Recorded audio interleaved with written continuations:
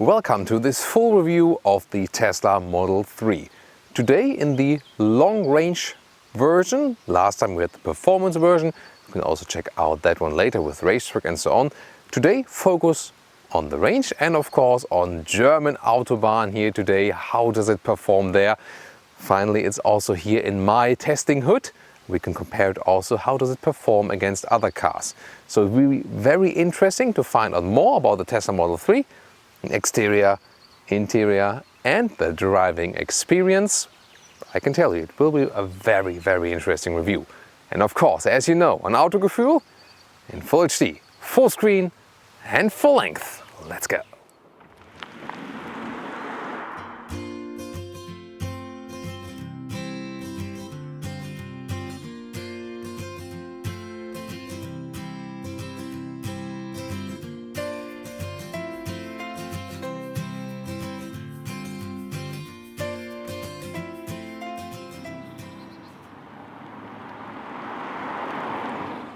In the front we can see quite sensual lines. I mean, they do have some kind of Porsche resemblance, you know, from the very round front, I think. Or what do you think?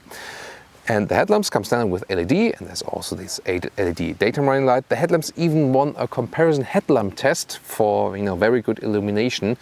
And the interesting thing is that this car is not standing still. They are improving things on and on and on. This is really an interesting concept. It's both for exterior and interior features, actually. And of course, everything closed here for the EV look, and you don't really need the cooling there. And we also have a nice Thomas blue color for today. 4,70 m, 15'4" or 185 inches is the length of the Tesla Model 3, so that's the mid-size segment. And you can see here this floating design line, which really ends right there together. Chrome frame, very interesting. And the door handles, they are all integrated, and when you push them right here, then you can grab them. Yeah, I mean, why not? It's not that they are my favorite, but this integration is also quite interesting. Wheels come from 18 to 20 inch, 20 inch just for the performance version, and 18 inch would be these aero wheels, so they are aerodynamically optimized. They're also dark and it looks quite fancy. These here, they look cooler. These are the in between, the 19 inch. However, if you seek the most comfort, then stick with the 18 inch wheels because it only comes with a standard suspension. It's not adaptive. You cannot go for any optional suspension. So 18 inch wheels will also give you then more comfort. One of the cameras is mounted, by the way, right there.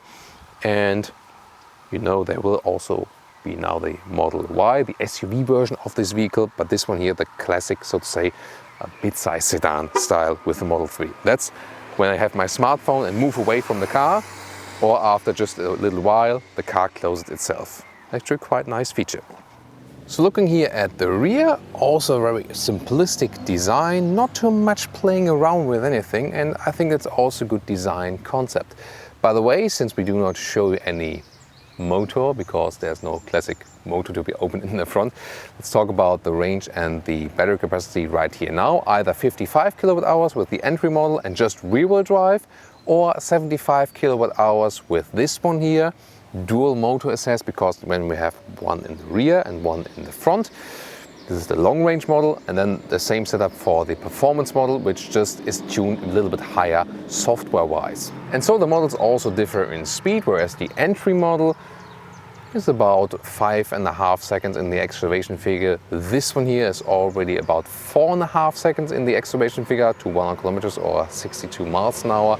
And the performance model is closer to 3 seconds than in the acceleration figure. So it's really strong here already with this setup here, so performance car-like definitely. And the range is about 550 kilometers or 300 miles plus with this one here, a little bit less with the performance model. And with the entry model, you're about 250 miles or somewhat 400 kilometers plus. And I also have everything here in the Tesla app. So this vehicle, I can see if it's opened or closed. I can open it here, for example, and I can also open the charge port right there. Open the charge port here, and there we go. And it's 11 kilowatt AC max and DC charging at the supercharger. And by the way, next to your smartphone, you have two of these key cards, and they are, let's say, secondary keys. So you can keep your smartphone and give that one to your kids or something. Oh yeah, and also limit the maximum speed on your smartphone.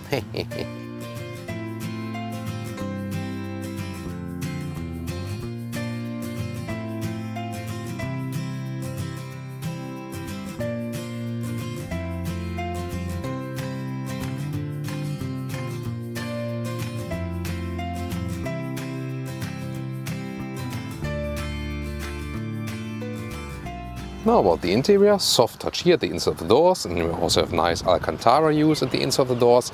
This is the button where you open the door from the inside, by the way. Nice door pockets. And then there are two interior styles, either this one, the dark one, the black one, and there's also a white one available, which I would prefer because it just looks fancier. And this is all animal free, so both steering and seating, here the seating in the leatherette style, and also the soft steering wheel surface. This car is completely animal free. That's leading the way. That it's how it's supposed to be. It doesn't need to be, and no one feels difference. It's very soft and also high quality wise. And you see here simplistic steering wheel, just two commands or two buttons on it. This one is a multi-functional on the left. Usually it serves as a volume control, but also can give other functions when needed. And the right side, for example, for cruise control, but then again also for other functions depending on the situation. And getting inside, typical mid-size vehicle, but of course not typical in so many other ways. So when I put the seat all the way down with 1.86 or 6.1, still have plenty of headroom to this panoramic roof. Pretty cool, and it's all so light here. And I mean, yeah, it can get quite hot in here when it's all in glass, even though the top layer here is definitely, set out in a way that it's not, getting all the heat like the normal screen, of course. I've put the steering wheel all the way out actually. I soon show you in combination with the display how we can move that. It will be possible with the left thumb then here, and it's a really nice seating position. Everything is open, and this clean interior is something very special because it doesn't distract your thoughts, so you sit down and you can focus on the real necessary stuff. And this is something that is relaxing also while driving, and the moment you sit in this interior, because everything is cleaned up, and that's, I think, a very, very cool thing. By the way, again here, when you feel the soft touch leatherette, it's really high grade meanwhile, and the same we, for example, see at Mercedes, but just that Mercedes does have a lot of possibilities, and Tesla says, we're only leatherette now, we are the most sustainable company, and that's the difference, and I think this is the absolutely right way to go here. Seat form wise, it's okay, it's not bad at all, but I think they could improve it for tall people, that the seat ergonomics could be a little bit better. That would be one thing they could still, work on. I really like the bright ceiling here, and also the frameless rear mirror. So yeah, just such a unique atmosphere. And here comes the review of the 15-inch Tesla monitor. Well, okay, there's a little bit more to that, but this is also one of the points. Again, here, reduced to the max, how simple and clean it is. That's awesome. This nice wooden decor element. Air vents is actually right there. Soft touch here on the top part. Then about the steering wheel, you have these commands right here and can set up everything. For example, here the steering wheel, and then this left knob here is being used to put it up and down, or also in and out when you move left or right. So you have a lot of things you can control here. For example, also the driving modes. I'll talk about that actually while driving. Other than that, you set it up once and then you're basically done. The only thing you use while driving is here, the temperature control. So I'll soon show you that also when we take a close-up of the display. This could be seat heating is controlled there. That's somewhat okay, I think. And you put in the gear, just here, put the brakes, and then here, pull it down, then you're in drive mode, or up, and then you're in reverse, and then you have this huge rear view camera. Really also great for the resolution, also concerning how big the image actually is. Then one of the things here in the interior I like least is this middle console. Why didn't they just make it open, maybe to create an open space feeling like a Tesla Model S, what they used to be. Here you can install some charging ports, that that's an option. There's like a connect box available. That's probably a good solution. Then other than that, you can open this and have a lot of space, and then have this here, and yeah, I don't know, this 2 USB device, and you would put the cable out there and have the connecting box. Here a lot of space underneath, but not that well to reach. And then when you don't close it properly, like this way, it doesn't work. Then you have to do it like this again. And yeah, overall, I think they could have found a better solution here for the middle part. Non-adaptive cup holders, and then you have this armrest with a nice leatherette cover. Open it, and then some more space underneath. And then we go with a big screen. Here again, climate control like this, plus, minus, or like this. or then with the voice input, and this is actually working quite well too. You can always have these additional menus when you put this, for example, also then again the rear view camera, again so impressive to see that, or also the energy consumption. Oh yes, this was some Autobahn movement. I'll also talk about that when we drive the car. Here's the seat heating, and this is then the main car menu where you have all the settings and so on. On the left side, this always stays the way because the speed is always actually quite there. And then opening charging port, opening the rear trunk and the front trunk. You can also do it from here then, for example. And then here in the lower area, you can again move everything around. Here again, a camera hotkey. This one then for your current range. And this is the voice input. Drive me to Berlin Alexanderplatz. Seems that. Let's see, let's cancel all that. Yeah. Here we go, Alexanderplatz in Berlin. And I mean, this was working quite well. So especially for GPS input, this is working very, very well. And because it's Google Maps, sometimes you don't even need that. Let's say, like here, Berlin, Alexanderplatz.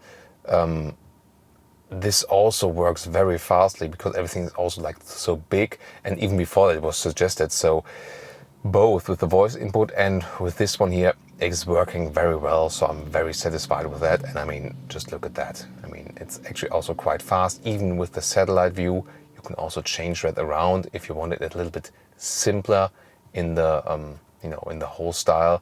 So this is really impressive and really, really cool. And it also leads you the way very, very well. You can also, by the way, adjust the volume here. That's on the right side for the co-driver. And yes, I will keep calling it co-driver because that's the rally style, you know.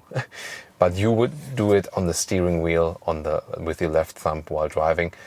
So many things to discover here, but I think GPS input, voice input, and then the settings you do here are actually the most important things. Here the vent strength or where it's coming out from is controlled right there. This is also a thing that is not so well controllable while driving. Yeah, but I think they kept it quite simple. You can also have some games in here actually. I mean, yeah. Do not use gear stock or accelerator pedal while driving. I mean, if you think about you're in like a super, super high traffic jam or something, or you're just hanging around with your friends, yeah, why not? So we're gonna go beach bike racing. One player. Yeah, whatever, just... So let's just play something. I never thought that I try using the steering wheel and brake to play. So that's like this. So I turn the steering wheel and then... Oh my god, I'm a bad driver, obviously. Well, the very outside area here of the door, this is still something with a sharp edge. They could improve that. So some small things we still find. Other than that, soft touch here at the inside of the doors, that's pretty cool. Also Alcantara, and they have already some very nice things here. For example, these hangers here with a dampened opening and clicking sound. This is very well built. And also when you have the alignment here of the gaps right here, these panels, when they come closer together. So in the early cars, you could see like, oh wow, that's not really fitting, but now they're very well aligned, so you can see the process in this vehicle, that some of the things that say like you can improve here and there, they're really working on that, Well, I mean, this is also something maybe that could be improved, how this one feels and is connected, but also not so many important details, definitely. Yes, you still see it here and there, but you also see the improvement throughout the process. Here you can see when I have the seat set to my driving position, I could also drive it a little bit further. I have the steering wheel all the way out, but you see it does fit for 4 tall adults, no problem. And the same goes also for the headroom. It's quite close here with the panoramic roof, but it does work again for 4 tall adults. You have ISOFIX here at the outside part of the seats. You already flip them from here. You can also flip out middle armrest here with some adaptive cup holders, and you have 2 more USB devices to charge, USB-A in the rear, and there you see there's an open gap right there, so you can also very well sit leg-wise in the middle part. So you can also say you can easily drive it with 5 tall adults. Yeah, that's 5, right? So this is the Frunk, the front trunk, and you can also actually unlock it with your app on your smartphone. So that could be something where you could also have package deliveries in theoretically. But yeah, I mean, you can put some smaller things here in, so there's additional storage. Here we go, and it's actually quite plentiful. So the length here is just over a meter, and the width right here is like 80 centimeters in the bottom, but here in the top part it's more like 90 centimeters, close to a meter. And when I put some luggage in, that you can check it out, it works also in a vertical way like this for a cabin trolley. And you can see you can also move it around right there. Below this one here, you can also store some additional stuff, for example, charging cables, if you don't want to do it in the frunk. So you have the possibilities. And then about flipping the seats, you go around, do it from inside the cabin like this. Here we go, and then we have the maximum setup for you. And the actual length then from here to the seat as I would be driving is almost 190 meters, so it's quite cool. Welcome to Thomas's Driving Lounge with the Tesla Model 3 long range. And yes, finally it's time. It's here in Germany on our roads, on our test tracks here. So we can really compare them all to, tons of other different brands and cars we've been driven on the very, very same test route. Last time, you might remember, we had the performance model, so if you haven't seen that one, tune into that episode later, also with the racetrack included. That was really very astonishing. Today, pure street focus, but we'll also floor it out on the motorway and see how does it do at higher speeds. So definitely a lot of interesting aspects to come. First of all, since this one is the long range model and it's really about range and efficiency, let me start with that. I got the energy meter here on the big screen, and it shows me last 10 kilometers. I have about an average of 153 watt hours on 1 kilometers, and that's about, just calculate in kilowatt hours because you usually would use that. That's of course then 15 kilowatt hours per 100 kilometers. And the US figure, so to say, MPG figure would be, that's about 25 kilowatt hours per 100 miles. And that shows you, I can even get lower. Now it's already at, 14, 13 or 25 kilometers, about 17 here now. That was like a little bit more higher speed in there. But on 50 kilometers, the last 50 kilometers here, says again 14.6 kilowatt hours on 100 kilometers. So again, 14 kilowatt hours on 100 kilometers or 25 kilowatt hours on 100 miles is a realistic figure, and that shows you that the official range figure of 300 miles plus and 550 kilometers plus is actually realistic for this long range model. And the reason for that is really that the electric motor in the rear, this permanent synchronous magnet, is really very, very efficient. Really cool stuff.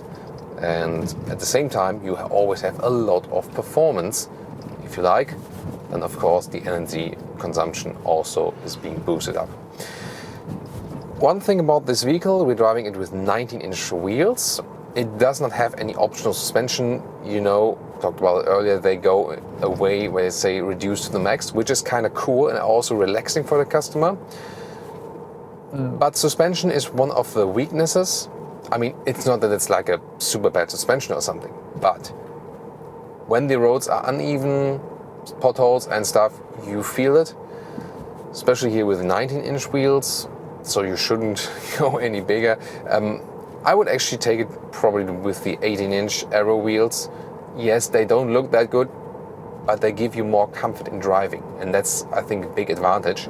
So if you compare it to competitors, the suspension is a weakness of this vehicle, or let's say where it's worse than the competition. It's not like, again, a bad thing, but worse than the competition. I mean, price-wise, you can also compare a Škoda Superb IV, which we just had, a plug-in hybrid, because you end up probably with almost the same price, and there, for example, suspension was way, way, way better. But again, this car does have other advantages.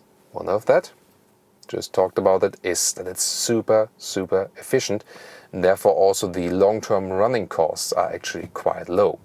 Also, when you think about, by the way, service announcements, there's this like it's indication here that's usually not there. That's because now this service announcement wasn't reset last time it went to the shops, so I have to call Tesla that they actually reset that goes away. But also my servicing, most of the servicing can actually be done over the air. That's of course again another big advantage. Driving modes, by the way, you have some choices here, definitely. And let me show that to you. It's sometimes a little bit distracting playing with the display while driving, yes, so I try to limit that as much as possible, but something is of course relevant for the review. And here you can see the speed here. I can see the speed, yeah, it's quite okay. Still, I would wish a head-up display or something that would be cool. So driving, I can have the acceleration and chill at what I have at the moment because the car is still super powerful. And it's one of the rare cars where you voluntarily say, I'm okay if it doesn't accelerate that hard, that's totally fine. I mean, it has an acceleration figure of a performance car, even if you don't have the performance version of this Model 3. And then it's just a little bit more relaxed when you have the acceleration set to chill. It's totally enough, and especially if you have passengers with you, because they'll be driven mad. Remember, with the electric vehicles, you don't have any connection to a sound where it's like, oh, now like a big acceleration is coming. Here it's coming from nothing, basically. You cannot prepare. However, I set it to standard now to get you some like max acceleration. So behind us. And I go from 30 kilometers to 80.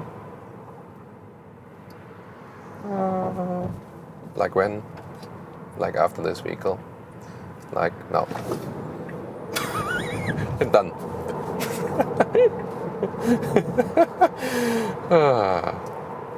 Yeah, this doesn't have the ludicrous mode, but it's still already ludicrous. It was even harsher with the performance model, of course. You should check out that review.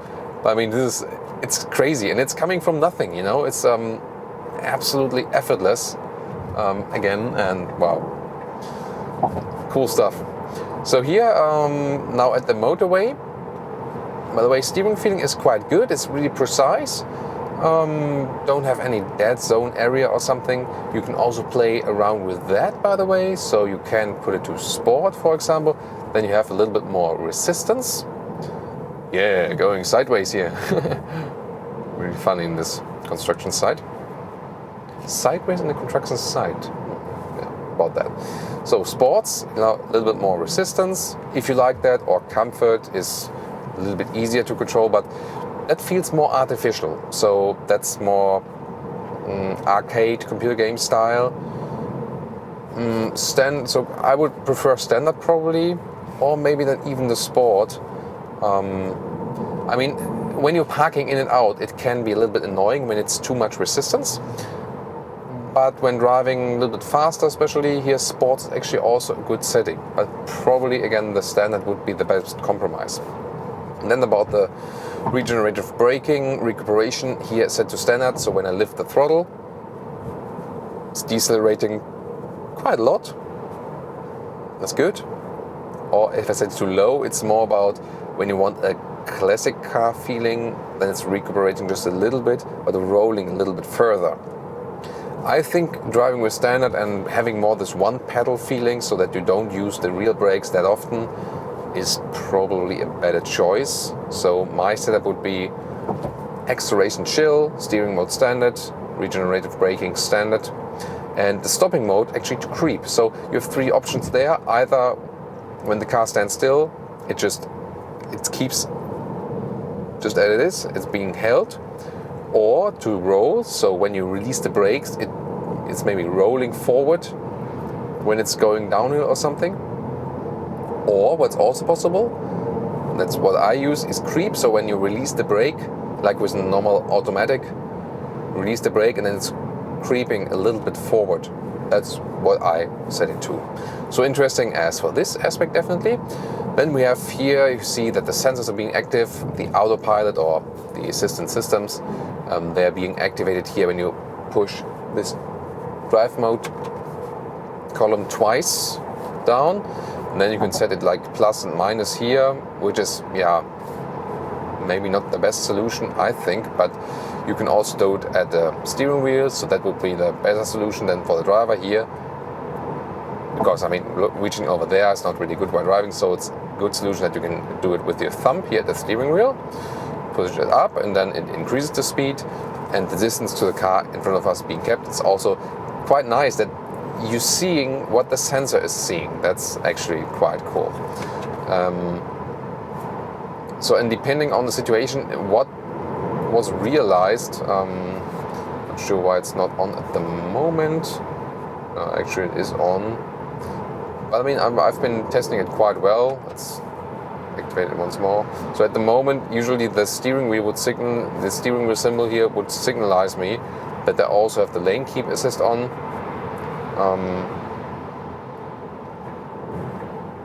Let's see. Yeah, I think I have to activate it in the lower part there. So last time I was driving, it was activated, but it's also really interesting. So it's some functions you cannot activate or deactivate while driving. You have to stand still for that. So let's see, and then put the P, and then I should also be able to put that one here. So lane departure avoidance assist. Yeah, I think that all looks good. All right, so we soon test it again. First of all, now the really big acceleration.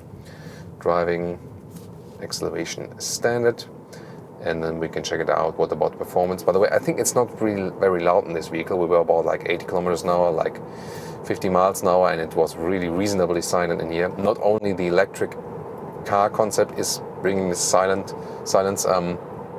also noise insulation wise, it was all good. But now, German motorway, high speed, what is it doing? So we're accelerating from 30 kilometers an hour. Let's go.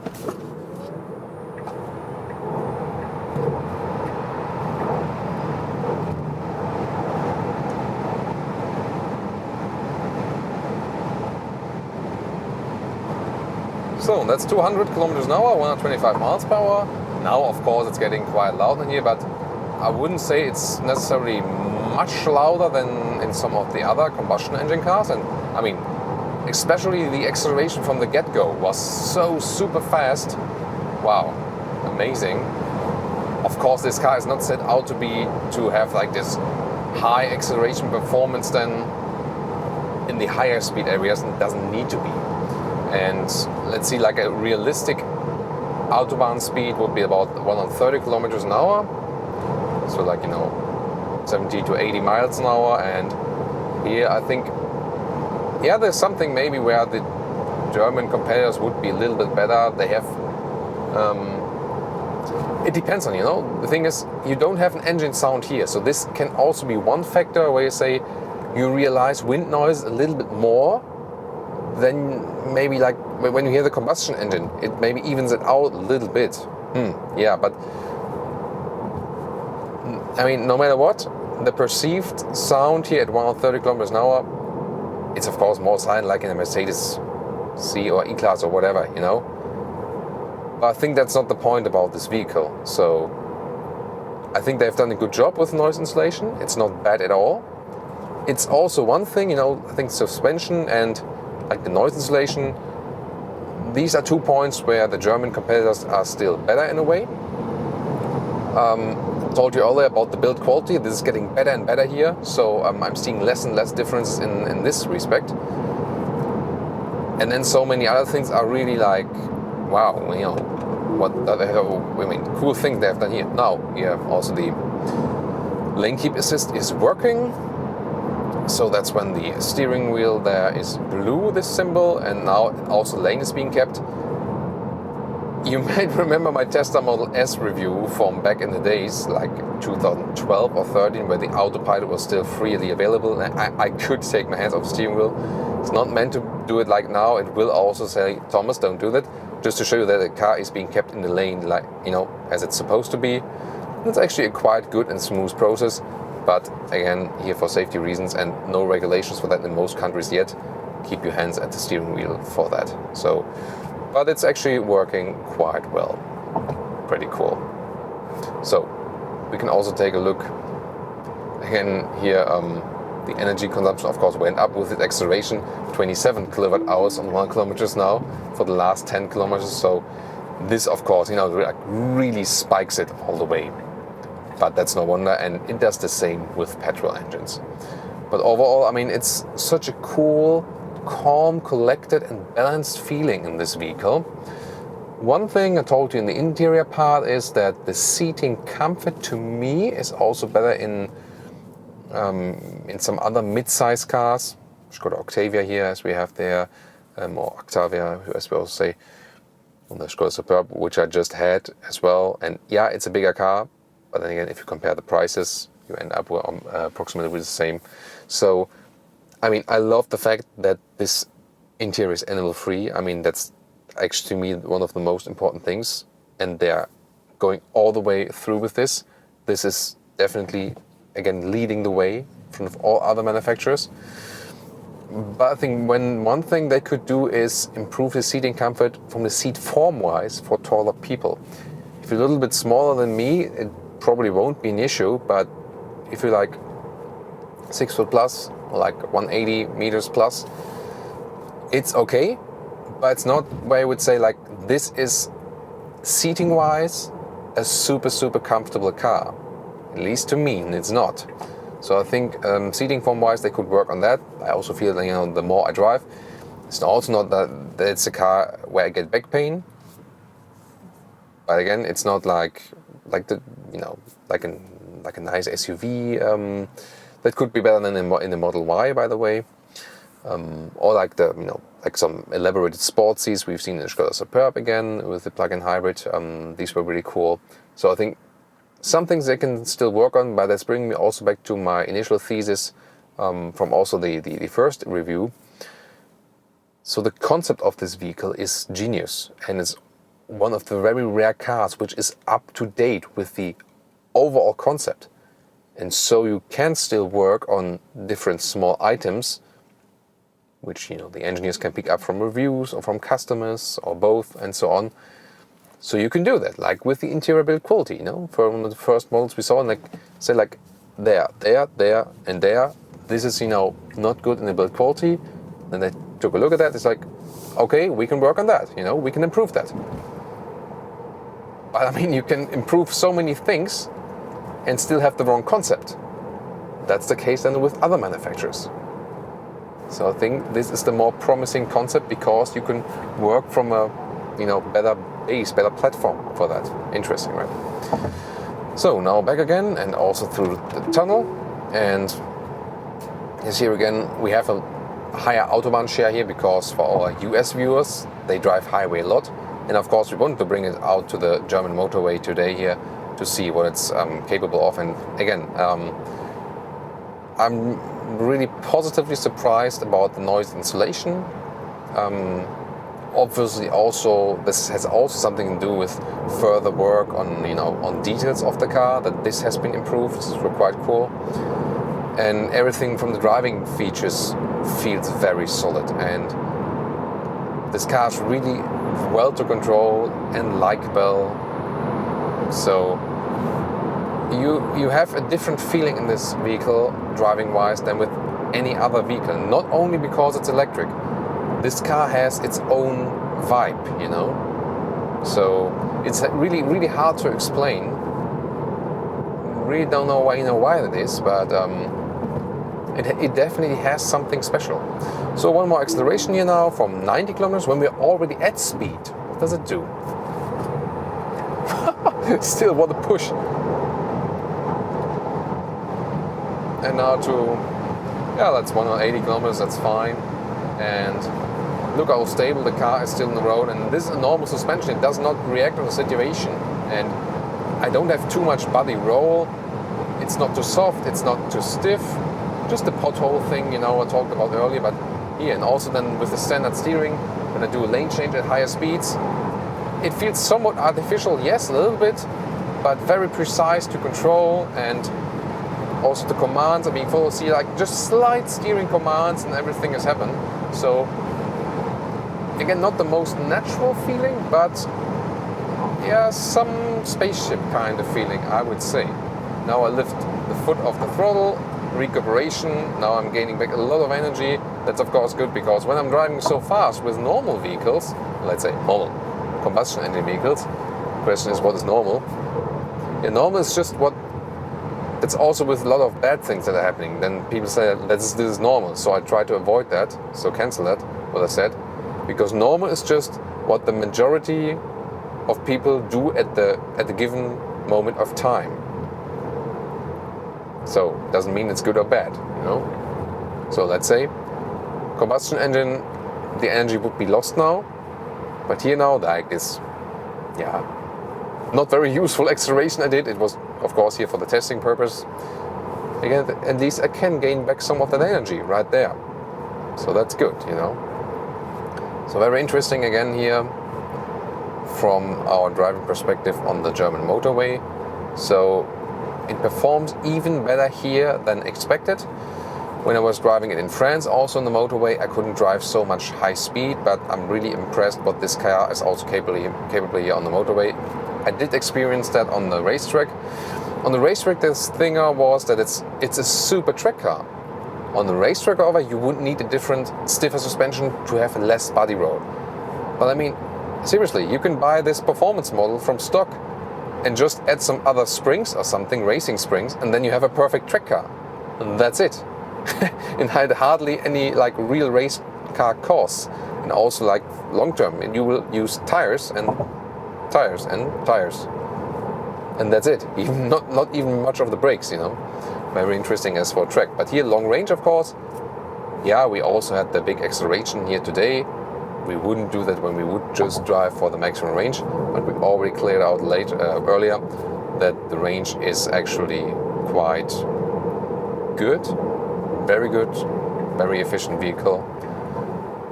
I'm always missing this part here. You know that from a couple of reviews, because the painting is so irritating in this construction site painting. Now getting off here, and hardly did I ever use the real brake pedal. Usually just done with the recuperation when I lift the throttle, and I think this car has become even more silent than as I was driving it the very first time last year.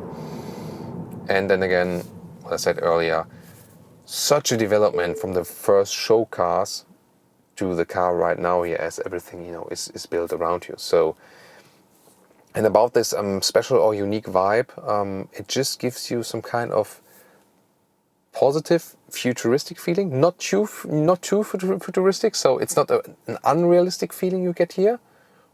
You just get the feeling like this is what a car should deliver at this given moment, you know. Yeah, besides there could be a head-up display. Probably. Yeah, oh, that's where we sneak over yellow. No one has seen that. Damn, my camera's running. Yeah, the yellow is still okay, right? I read these days that it's actually not okay, but come on. We're not saints, right? But this is also something from the EV, even if you don't use this super high performance all the time, sometimes you might need a little notch acceleration in everyday driving life. And then here we go. So here, for example, I can set the adaptive cruise control again. And interesting thing here is, by the way, also, setting it longs into the traffic sign. Not sure where did you get it 30 from? Maybe now it's being updated. Yeah, now it's being updated to 50, and then also it's being updated in the cruise control to 50. I can't exceed that. Thomas, don't do that, but now I can exceed that here, actually. Interesting. May I go back to 50? Yeah, now I can. So, yeah, I'm not sure if it's the Using this one here to activate the ACC is okay. There are easier solutions also in the market on the steering wheel or something, but that's again a question where you put which functions and so on, you know. And so left side ear is reserved for the volume control, which is also a good thing. One more thing here to the AC unit. There are people who set to 22 degrees or like 72 degrees Fahrenheit, so 22 Celsius, 72 something Fahrenheit, and then that's it. And auto, that's, you know, what it's meant for when you do it via the screen. I'm not the biggest fan of that, frankly. I like to control AC units while driving as well, and when you want to do that, so temperature, you set it here like plus and minus while driving, a little bit distracting, or you use this slider here. Not optimum, but also not too bad. And for the vent strength, you would go here then. That's what I prefer then with the Model S or Model X, when there's a separate display over here on the instrument cluster, that you then can, for example, adjust the temperature or the strength here at the steering wheel with your thumb. You know, that is to me like a better solution. And when you would use voice input or something, let's see, I'm cold.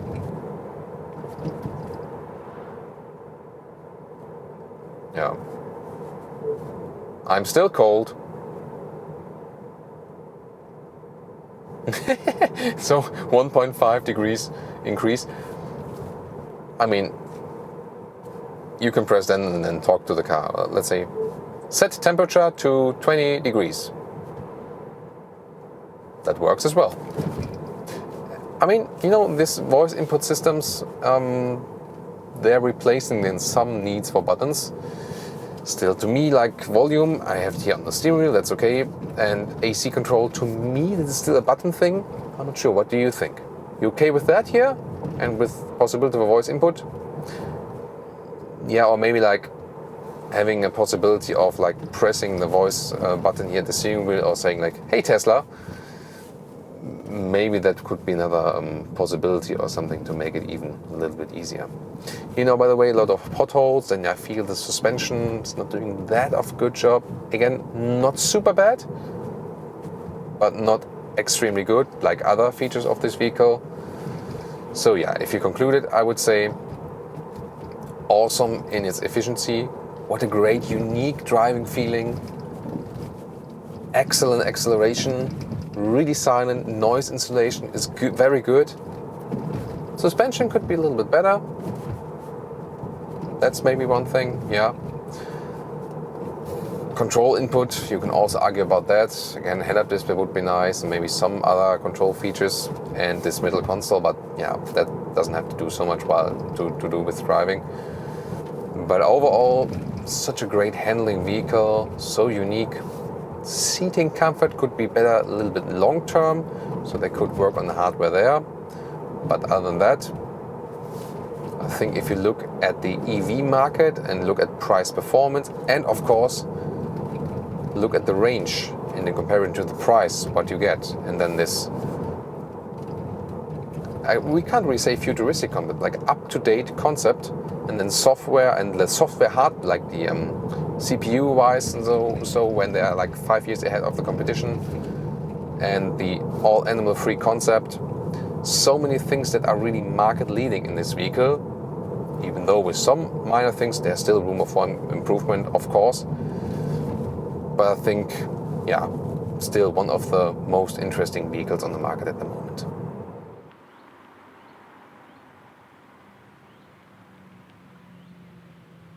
And now to our conclusion for today with the Tesla Model 3. Yeah, that's the self-closing function, by the way. It also happens then when you move away from the car with your smartphone, when you have assigned your smartphone as a key. Exterior, it has quite some sensual forms. Of course, that's always a matter of preference if you think it's just, you know, visually pleasing or not. I think the Model S is a little bit more beautiful because of the longer hood and so on, but still I don't find it ugly at all. And of course here in the Thomas blue color, that's also something. Interior wise, I think it's one of the best interiors as for the visual part, because it's so clean. It's not that sensual, no, but it's super, super clean, and you know, you have the nice wood atmosphere, for example. I even more like it when it has the bright white interior, that's even fancier, and it's really reduced to the max. Yeah, a head-up display would actually be quite nice to have that, so you can maybe distribute this information a little bit better, other than that it has just this central screen. But it actually does the job. Most of the stuff you set just once, and then that's actually it. Yeah, a manual climate unit, that's something I would always be seeking. But if you rather have it in auto AC, then it's maybe not that big of an issue. The offering of space is also actually quite fine. You know, this electric car concept offers you a lot of space and room where you would usually put some stuff combustion engine needs or something. So this is of course an advantage of this vehicle. So the whole concept of the vehicle is actually great. Then, as for efficiency, so that's really so cool. It's a very efficient electric motor, especially one in the rear. On the front also not too bad, but as it has this great efficiency, you can also score these very realistic range figures of 300 miles plus and 550 kilometers plus. So that's really realistic, and also for just everyday driving. And it's such a pleasant to drive, this car. It's silent, not only because EV, also the noise insulation is quite good, yet it is super powerful. You don't even need the performance version for that. This one here, if you're really running it on highest kilometers, or if you think I don't want to recharge that frequently and maybe don't have the possibility at home yet, so I'm relying on, you know, superchargers and so on, then you need the longer range. If you can charge at home overnight and you don't have like very, very long hauls, you'll also be fine with the entry version of this car. And I think it's also really cool for the customer that it's kept simple. You don't have to configure like 3 hours this car. You just by the very fastly through the configurator, and that's fine. And I think that's also something, yeah, like a relaxing experience. So reduced to the max, I think the concept is actually quite good, something different. And it's one of the coolest cars on the market here at the moment. I mean, there's still some room for improvement here and there, but we've seen that the build quality also improved if you compare it to earlier cars we've seen of the Tesla Model 3, and that, you know, really leaves a very good outlook for this vehicle. And I mean, it's already now a very, very good success on the market. What do you think? Please also tune into our Tesla Model 3 performance review.